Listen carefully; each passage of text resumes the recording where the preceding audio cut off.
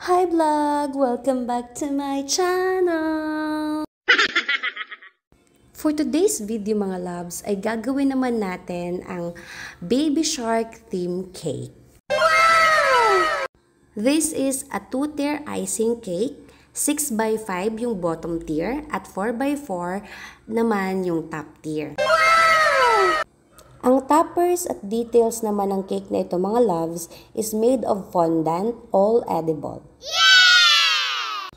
Yung original na design ng cake is hindi ko nasunod kasi nga mga loves is maulan nung araw, the day before nung birthday. Kaya sobrang lambo talaga ng mga fondant. Yun kasi ang mahirap kapag fondant ang ginamit mo sa cake. Kapag maulan ng panahon, sobrang namamasa sila. As in, nagbumoy sila. Tapos, dumidikit siya sa kamay. Kaya, in-advise ko naman yung client ko ahead of time na babaguhin ko yung design. Kasi nga, meron mga details dun sa cake na kailangan kasi nakastand siya. Pero, yung fondant kasi, ayaw niyang mag-stand kasi nga sobrang lambot na kasi nga dahil na-absorb niya yung moist kasi nga maulan. So wala rin naman kasi akong Tylose, hindi ko siya ginagamitan ng Tylose kasi yung iba gumagamit ng Tylose sa fondant para tumigas. Ako hindi ko pa na-experience, hindi ko pa na-try gumamit ng Tylose or yung fondant na kapag ginamit mo is tumitigas agad, hindi ko pa kasi na-workshop yun. Yun kasi yung isusunod ko na i-workshop para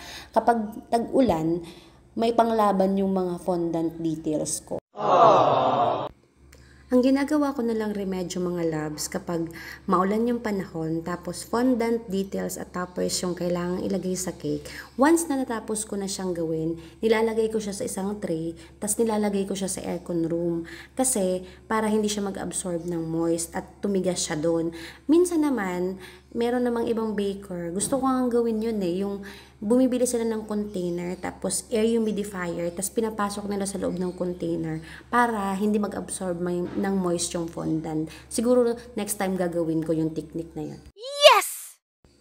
Itong client ko na ito mga loves, bukod sa sobrang bait na, sobrang advance din magbayad ng payment. Full payment agad.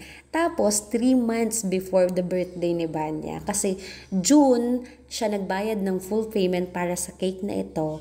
Itong cake na ito is for September 3. Thank you ma'am sa 2 years na pag-order. Next year po ulit.